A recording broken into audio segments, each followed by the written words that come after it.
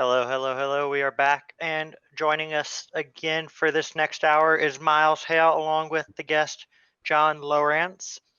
They have both been doing tip entertaining for over 35 years, entertaining models with their tips and techniques for building better model railroads. Their presentations, their presentations at clinics, YouTubes, and on the Working on the Railroad television series on DYI network have been seen by hundreds and thousands of viewers, and today they will be sharing tips for making the signs on your model railroad look correct for the time era you are modeling. Take it away, guys. Hi to everybody. Hello. So you all understand we're going to do kind of this in two segments. Each one of us is going to talk about a segment of how signs apply to your model railroad. I've made several signs over the past couple of months with my 3D printer and sent them off to people. And one of the problems with that is that when they go to print or when they go to put those letters onto a sign, like my Stewart Hall sign back up here over my head, then they call me up and they start asking questions about type. So I'm going to talk about the technicalities of type. Then I'm going to turn it over to Jon, and Jon's going to talk about the era of type and how signs change their visual look from time to time throughout history. So without any further ado, hopefully we'll come up here. There we go. We're going to see type clearly, hopefully by the time we're done here. There are basically two types of type. The one on top is a serif type. Now, serif type has little extensions sticking up and down on it, whereas a sans serif type is very straightforward. The Greeks, when they carved into stone, whatever, sans serif is a very old face because it was easier to chisel out the nice square shapes of type. So we'll talk about the parts of type. One is the X height. That's the height of the smaller letters. Otherwise, we're talking about the full height of the capitals. We do have a baseline on type, and that's what people normally line their letters up with, whether it's serif or whatever it is. The other things there, if you're interested, there's descenders and ascenders and capital and lowercase and all that kind of stuff. And some of that you may be familiar with. I'm more concerned about that baseline because we want to level our type. That's the main thing that we have to do to make letters and words look correctly. And in a little bit later here, I'll talk about spacing, but for now, we're going to talk about level. Seeing type, to me, that letter and that word, the letters on that word look correct. But if I apply a red line, notice that the red line touches the base of the I and the N because they have flat bottoms. But when we go to seeing the S, the E letters, they're actually below that red line. What they have done is I've split between the height of the full height of the letter. If I should have had an I or a T or something in here, and you can see a top line there. That S is extending above the top of the letter and below the top of the baseline, exactly the same. Here in enlargement, you can see that the S, the E, and the E are actually below the baseline. The reason for this is that letters that have swooping curves to them don't look right if they're all lined up, if everything was actually flat. So when typographers, the people who make type or create typefaces, when they make faces, they actually make the letters with the circles, S's, E's, anything like that, O's. They're all made where they extend down below that baseline. Here you can see the E next to the I, and it's actually a little bit lower. So what about the top? Well, same thing. We split. Here's the I, and you can see I've added the top line, and we have the E, and I've split that E between the top and the bottom of the upper and the lower. Topo, same way here. You see the O's are down below and about half and half. It's a little bit lower and a little bit higher, but it's about 50-50 between the actual height of the T and the P. Next thing is spacing of letters. And now I want to talk to you about something called squinting. Sometimes you'd squint when you couldn't see something or couldn't get it in focus. Well, that's an excellent way to determine the spacing of letters. Notice here that if you squint on this screen, that it looks right. But if you look at it with open eyes, you'll see that the space between the L and the E is larger than the space between the E and the T. And the space between the two T's is even smaller yet. Yet when we get to the end of the letters, after the T, the E space is bigger, the R is bigger, and the S is a little bit crowded over. It's almost on top of the descender of the R. And that's an important thing to learn, is to squint the letters to get them to space out correctly. Different spacings we just talked about. How does it apply to your railroad? And I think that's when I turn it over to John. Okay. Thank you, Miles. Let me bring up my PowerPoint here. I just have to remember all the lessons Gert taught me yesterday on that. I've got this, and then I'm going to want to share application window. All right. Well, Miles didn't take very long. He usually talks a lot longer than that. But so here we go. It's great fun. Well, signs. For a long, long time, I've been saying that one of the key things that any model railroader needs to do is to pick some time pick a date and say, this is when this railroad is. I'm modeling this date at this point in time. And the reason you do that, a couple of things. One, it keeps you from buying a whole lot of equipment that you wouldn't otherwise buy. You don't need to, if you're modeling 1955, you sure don't need all those dash something or other diesels. It saves you a lot of money. But anyway, the real thing is it keeps your railroad real looking. And this is an important concept. And what people don't realize is time determines your choices for so many things.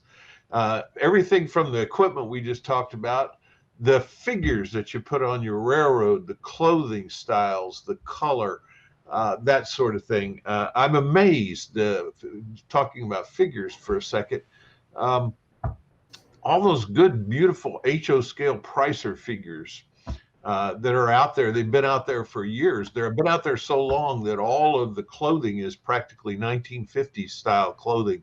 The women have on aprons and the men have on suits and ties and things.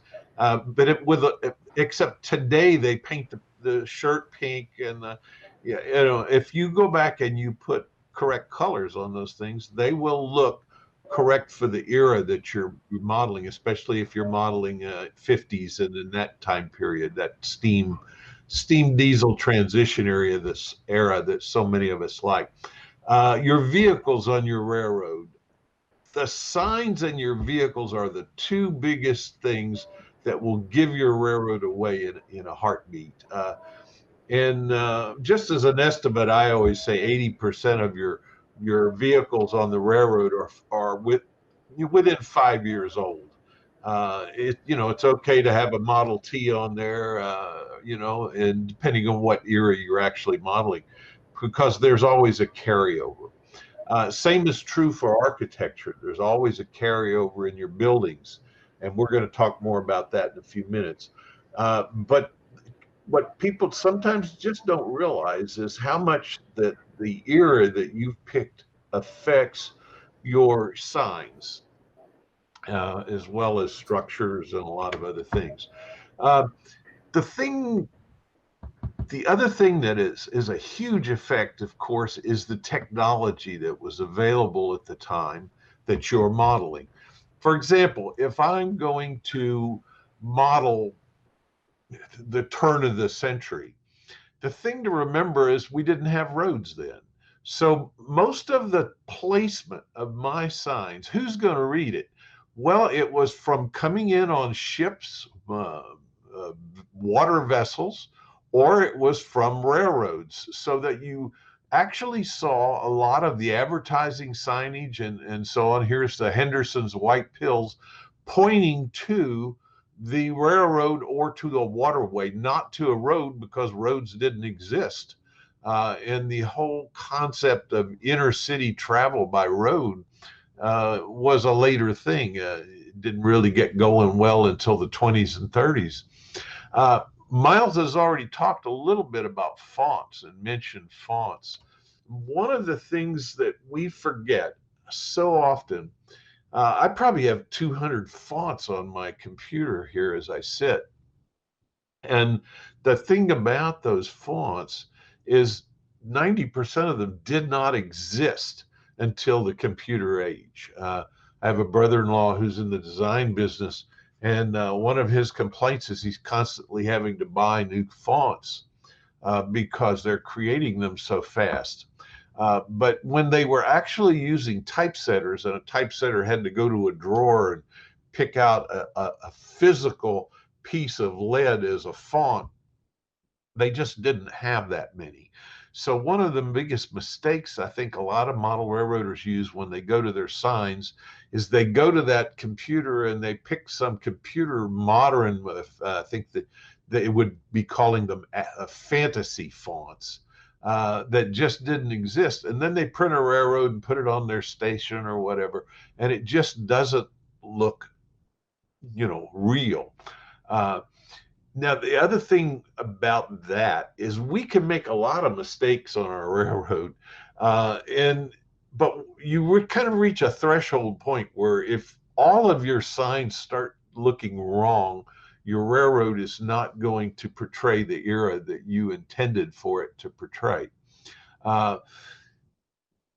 Technology-wise, the other thing that we're looking at is the lighting. And I think most of us need to think about that. We're going to talk more about that in a minute.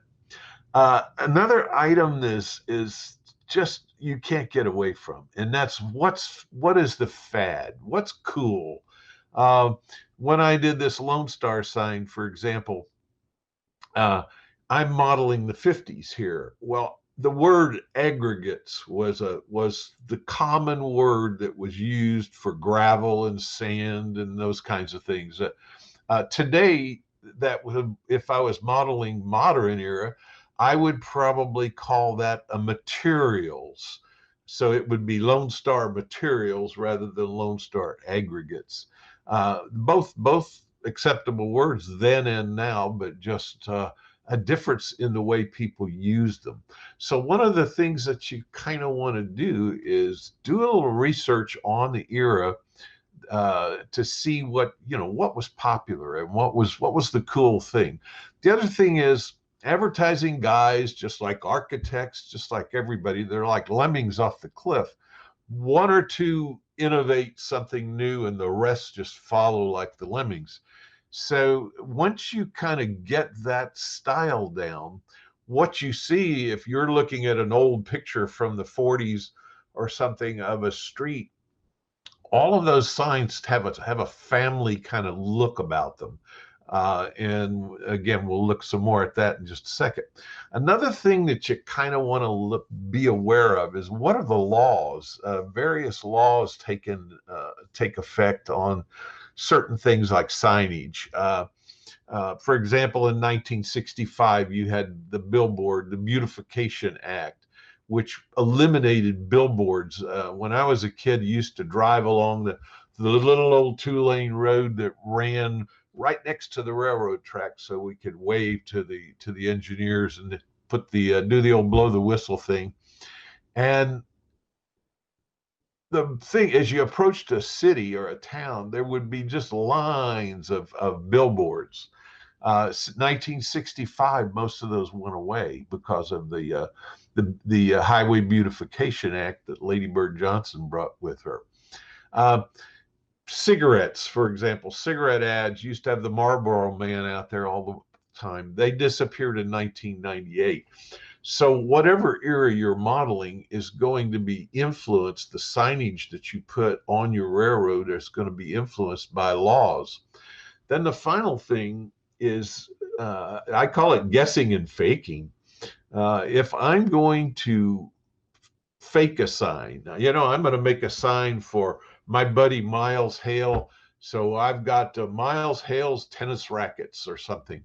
If I want to fake that and make it on my computer or whatever, then I really need to, knowing the things that I've just talked about, knowing about my era for that will help me design a sign that will have that same kind of era family look that I want to get when I put it on my railroad. So let's take a look at some of these periods just very briefly. If we look at the early model railroading time, if some of you are modeling Civil War era and that sort of thing, well, you didn't have lights on signs. You might not have had, if you're modeling far enough back, in the places you were modeling, there may not have even had electricity in some of those towns yet. So there were no lights. Now, something to kind of remember in sign design is that the most visible signs after dark are the ones with the greatest contrast. So generally speaking, in these early non-lit signs, you had a dark background with light lettering. And you can see here, that's what we've done on the Scobie building. And so instead of just painting those letters right on the bricks like they might today, what they would do, the sign painter would paint and start with some kind of a border or some kind of a black box. Maybe it might have been a very, very dark green or some other dark color, light lettering would be the way to do it. These, by the way, I'm using as an example so you can see the transition are from the Chicago L's. And this, even as early, the other thing they wanted to do very early is try to light these signs. And one of the earliest lighting method was those little glass reflectors like we used to have on the back of our bicycle fenders. So they would put these reflectors on the sign so that when the train car headlight came into the station, it would reflect and it would light up that sign to some extent. By the 40s, in 1910, 1940, we started, electricity wasn't the issue. The question was, how do we light the signs? So you started getting a number of things. Sometimes you had floodlights, a light hanging down on a bracket to illuminate that sign. But another popular thing was to put the light behind the sign. So here you have a continuation of the dark background, but it doesn't have to be quite as dark. And then they put the light bulbs inside the sign, and this is on glass, and let the light shine through the lighter letters. And so you had that. Now technology continued, so they developed the glass beads for the signs.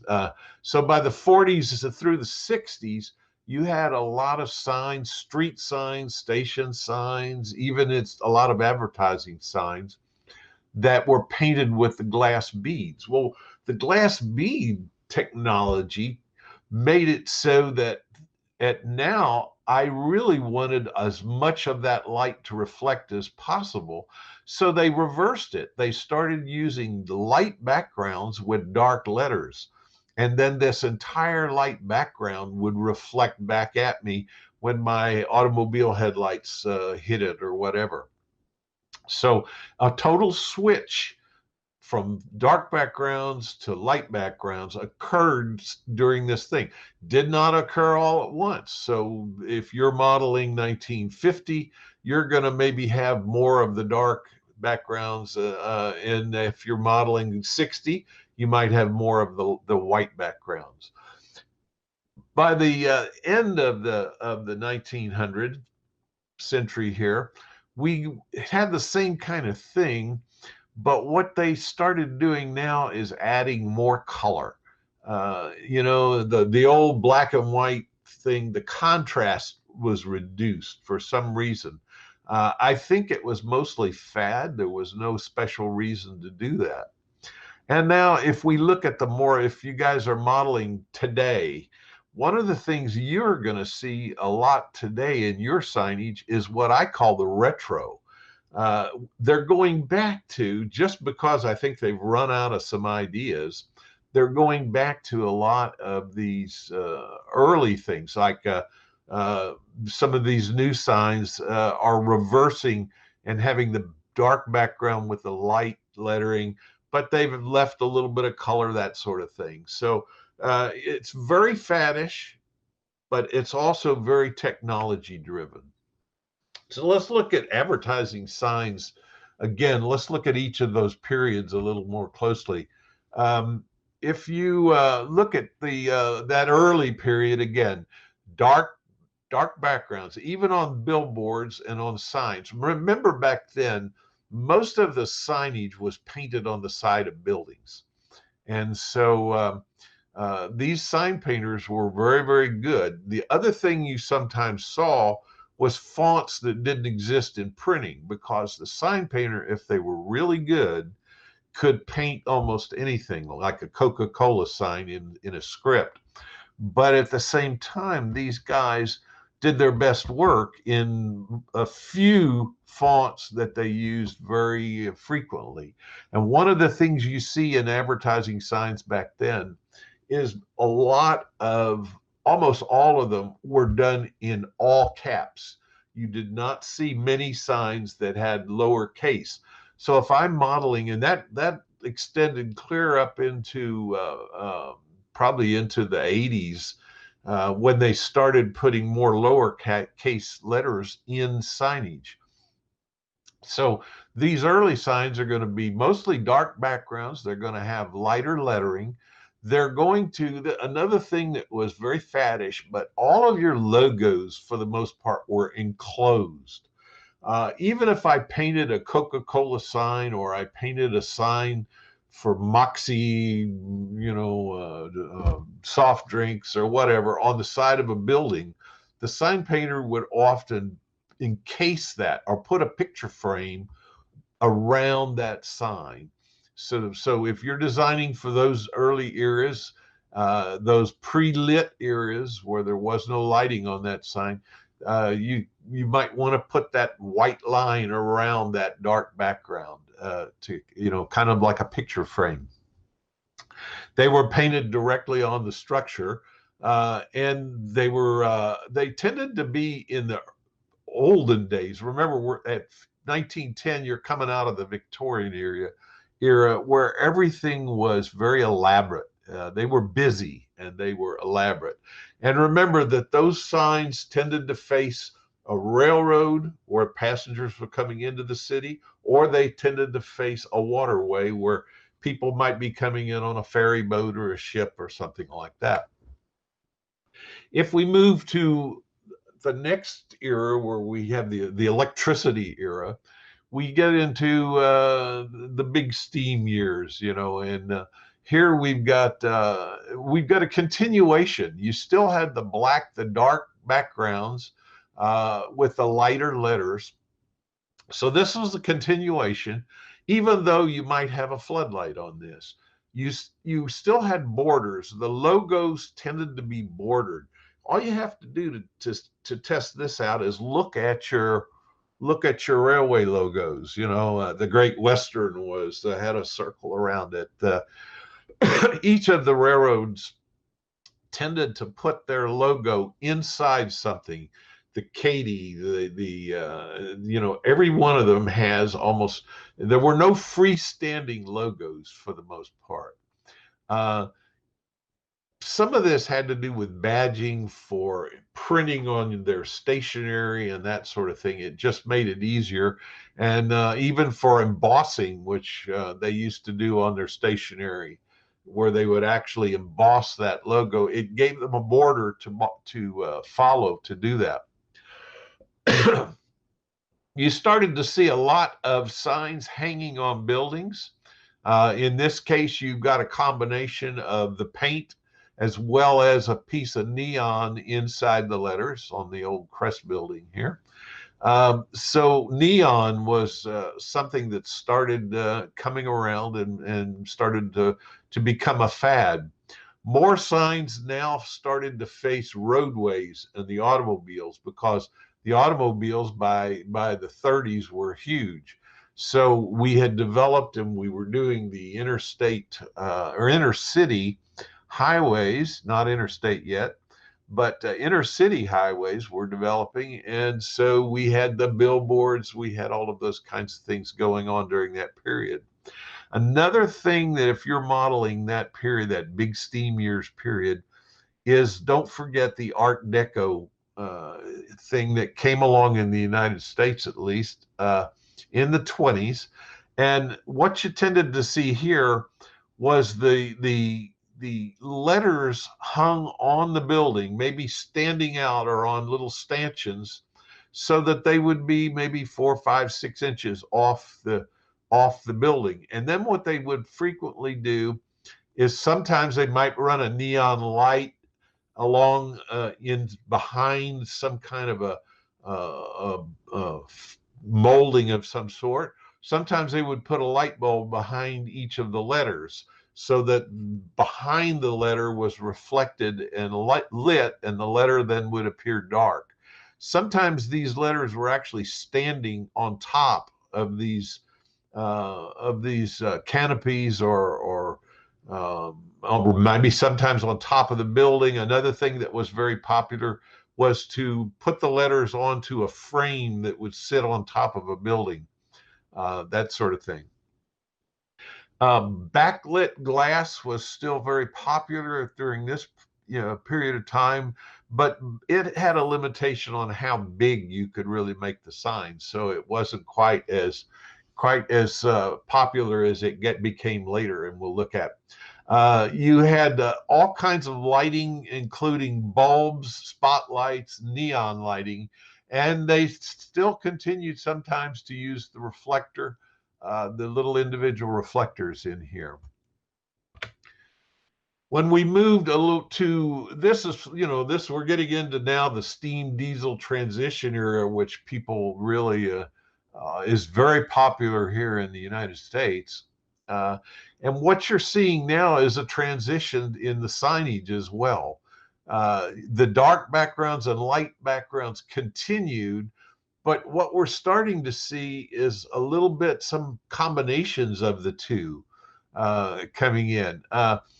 They were borders around things continued, but notice here that we're getting more color in the Lucky Strike package here.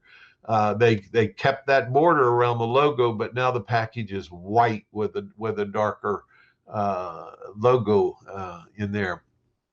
You're starting to see more signs on poles and freestanding, and the reason for this is because of cars. Now the signs are by the roadway, or out in front of a motel, or they're out by the street saying come in here, pull in here, and eat here, sleep here, whatever. So these signs on poles started to become more popular than painting signs on the side of buildings. The other thing you started to get was more elaborate signs with neon and chase lights, the moving lights, that spun around the light. I love those movie theater entry lights. They are kind of the epitome of signage of the day. That it's almost like a spider trying to get you to come in there. It was so attractive and so eye appealing. Now here is a start of a game changer for model railroaders. If you're modeling this era, this was the very start of plastic signs. And this would be probably later in here, but really we're talking mostly late 50s and into the 60s.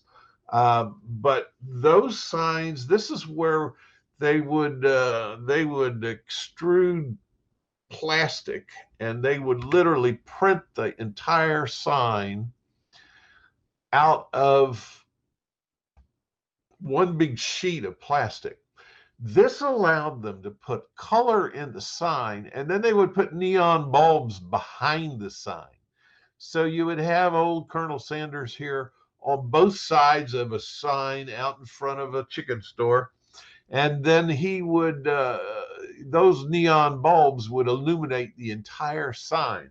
So here again, most of those signs tend to be light backgrounds with darker letters, except now they're colored. And now you can put his face in there, or you can put a logo in there. You can do different things with that plastic. Of course, this tended to knock neon and kind of put the neon guys out of business because you were able to get the same kind of effects without all of the neon, the expense of the neon. Plus, when those bulbs burned out, you had a constant maintenance problem. On this, you just pop the front off the sign and replace neon tube light bulbs. So it was a whole lot easier to do. The logos were loosed from the borders. When I say that, no badge around Silva Pools here. The actual logo sometimes became the corporate image rather than Colonel Sanders, than a face or the 76 or something like that. So the logos were let loose and freestanding on poles just almost became the norm. Another thing you saw was a lot of lighted plastic letters. So what would happen is you had a metal casing around here with lights underneath and then plastic on the top. Very similar to this, only these could be freestanding on a building like the Piggly Wiggly thing here. A lot of these were floodlit. This is kind of I don't know what this is. This might have been a painted sign that they later replaced with the other, but you've got the floodlights here. More color because this plastic process allowed for that. Don't forget 1965 federal regulation on billboards. So what you have now is a change, and on the billboards around the country, they disappeared from the highways.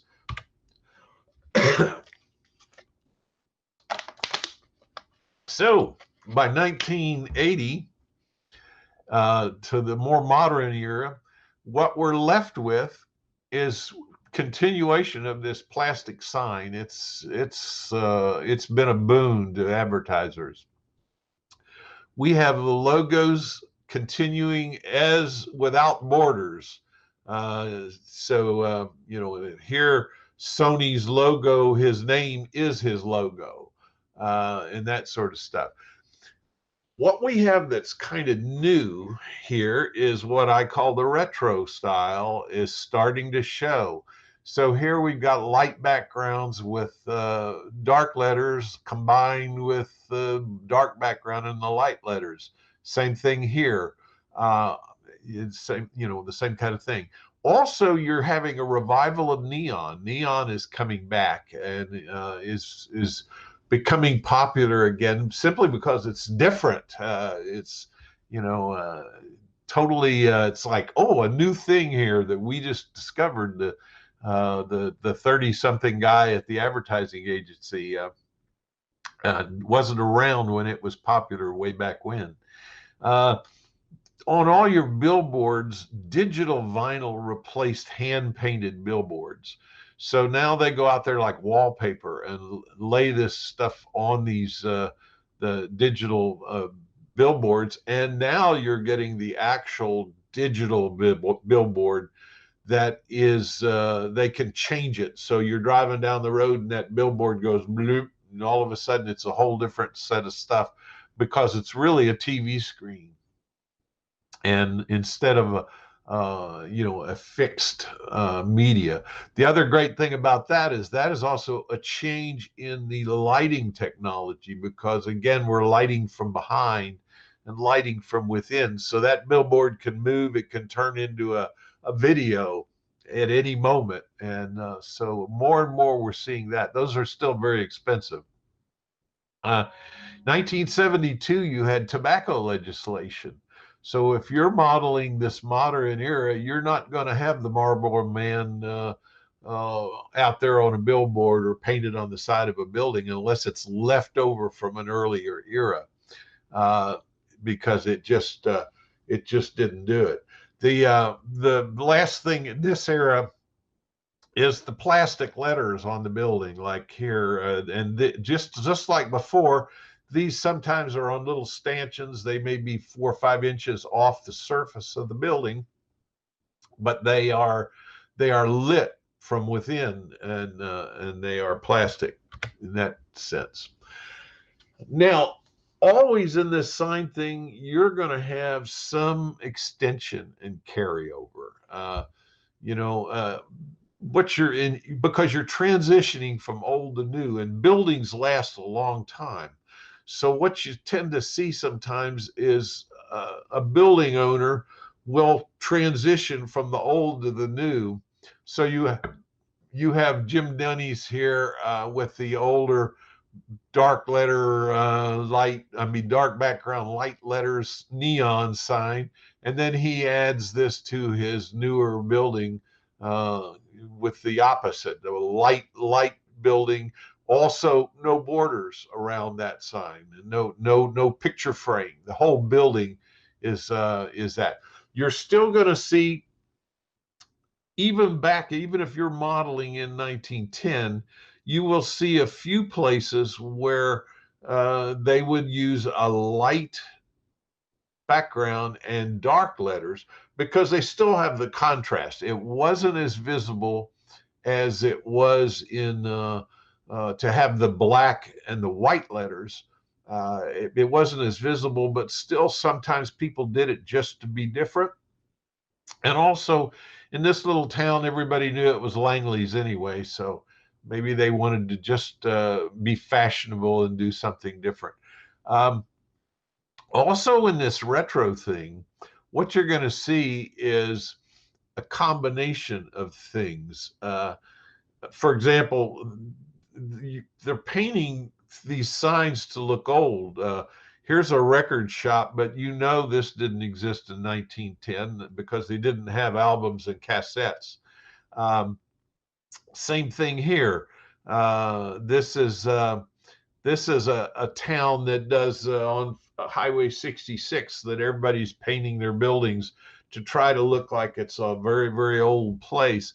But here again, Union Creek, but no border around that sign. And if this was actually painted back then, they would have almost always put that border. See the black lines around the sign? They would have put that border around the sign. There might have been 1 or 2 exceptions, and you can have an exception or 2 on your railroad. But if the exceptions start to outweigh the other ones, it's going to change the look of your railroad, going to change the era appearance of your railroad. So keep those exceptions to a minimum, and try to, for the most part, reflect the era trends like we've talked about today. If you want to accurately have your railroad look like that era. And just a couple other things to think about as we wind down. Back in 1891, all the way up to 1892, mail pouch tobacco used to go around to farmers in the United States here, and they would take those. They would go out and they would say, I'll pay you $1, sometimes maybe $2 a year if you'll let me paint my sign on your barn. Well, the main thing about painting the sign on the barn was the farmer also got a free coat of paint on his barn. So you had a tremendous number. There were 20,000 of these mail pouch barns scattered out over 22 of the U.S. states. And they would paint it on the roof. They would paint it on the sides, usually no more than two. And it usually was the part that faced the roadway going past the farmer's thing. And it happened to be usually the guy that was near the big road got the first favor on this. But so a lot of these are still around. Today they're a bit faded and such. Another early sign advertiser that used to paint on buildings was Coca-Cola. The first one of these signs was in Cartersville, Georgia in 1894. Of course, Coca-Cola started in Atlanta, Georgia. And so these early signs, these things are all over. And as a modeler, whatever era you're happen to pick, or the year that you're picked, go online and kind of see what the campaign was for that time. And because you don't want to use a newer sign than whatever your era is. And these signs extended all the way through. Another thing that I'm not exactly sure about, I can't find any information on this. Maybe a viewer used to work for Coke or something knows this, but I think what Coke did is they went around to different places, a store, a restaurant, cafeteria, and they said, look, and I'm making this up because I don't know it, but they must have said, we'll cut a really good deal for you on a sign if you will let us put our product logo on your sign. And that gave them permanent use. Now, I don't know if they continued to pay. I don't even know if they discounted the signs. I'm not sure. But you see all kinds of things like the Coca-Cola door handle here for your cafeteria front door, or Mama's Cafe and with the Coca-Cola sign. Here, what I've done is for the Nethery General Store, what I've done is I've combined the two because this is a 50s era thing. So I've combined the two, used a 50s era or early Coca-Cola sign, and then dark background light, and then exactly followed the kinds of things that I've talked about here today to get that sign. This, by the way, is a paper sign. I printed this on the computer and then sanded the paper off so that almost the paper is as thin as tissue, and then white glue it on and that sort of thing. So that basically is the formal presentation on signs, and I'll stop sharing here, and hopefully maybe there's a few questions.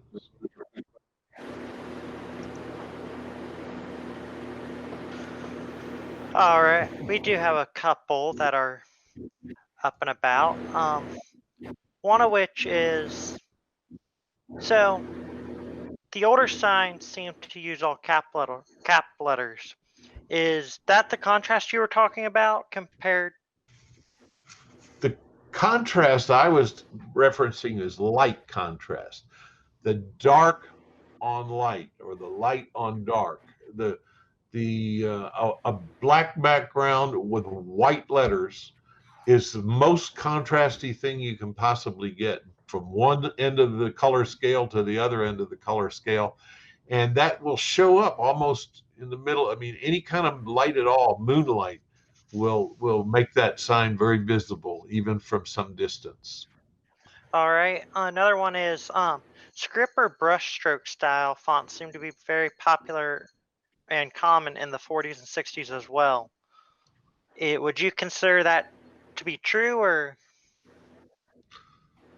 Well, I think probably the script style wasn't as popular as it seems because not as many companies used it, but because Coca-Cola used it and Pepsi-Cola and some of the companies that did so much outdoor advertising used it, it seems like it's more popular than probably it really was. I don't know All if right. Miles has anything to add to that or not. No, I agree. And then on the one picture you had Rock City, Visit Rock City. Those started coming around in the 30s, didn't they? I'm not exactly sure when they started that, but that whole barn painting thing was going on all the way through the 1900s, all the way up to 1992, when it was suspended by a mail pouch. All right.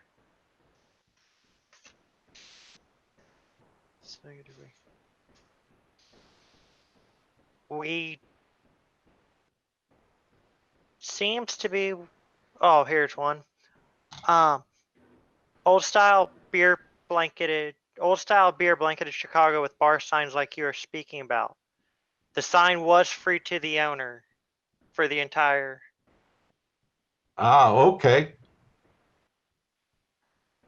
It's funny though, when you go on net, I have looked and looked and looked and can't find uh, any kind of deal where Coke offered that, in this case. But anytime I see a sign like that, Coke sign, or like the ones you're talking about in Chicago, it just makes me wonder why would I as a business advertise your product for free? And a sign is an expensive, it's an expensive thing to put out in front of your store. So if somebody comes along and says, I've got a sign painter there in Chicago that will do this sign, if and here's our standard design, because they seem to be a standard design. If you'll do this, we'll put whatever you want on this top, and we'll put whatever you want on the bottom, and all you have to pay for is the installation of the pole, and we'll bring in the sign, something like that. And you have to guarantee you'll leave this sign up for so many. There's some kind of contract, but I haven't found it yet. And then we do have another question, and then we'll see what Marty has over on YouTube. What era was the sandwich boards? Sandwich boards. Are you talking about where you put the letters onto and change? No, out on the sidewalk, John. The sandwich boards you put out on the sidewalk to advertise. Gosh, they have to go back to a long time ago. The place I remember those most was filling stations, because you had two kinds of signs in your filling stations. They would put those sandwich boards out, and and a lot of times it was the current price of the gas, or it would be advertising tires or oil or some other product they were selling.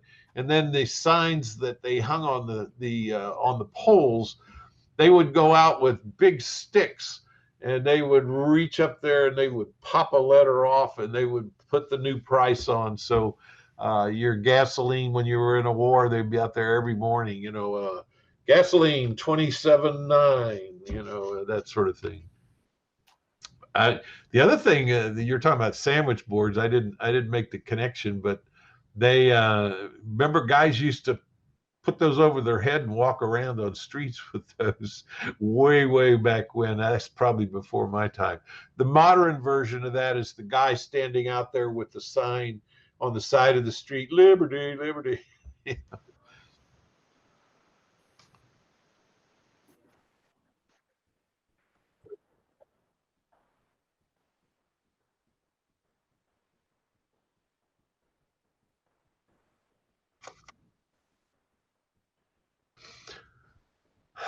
That's a good question.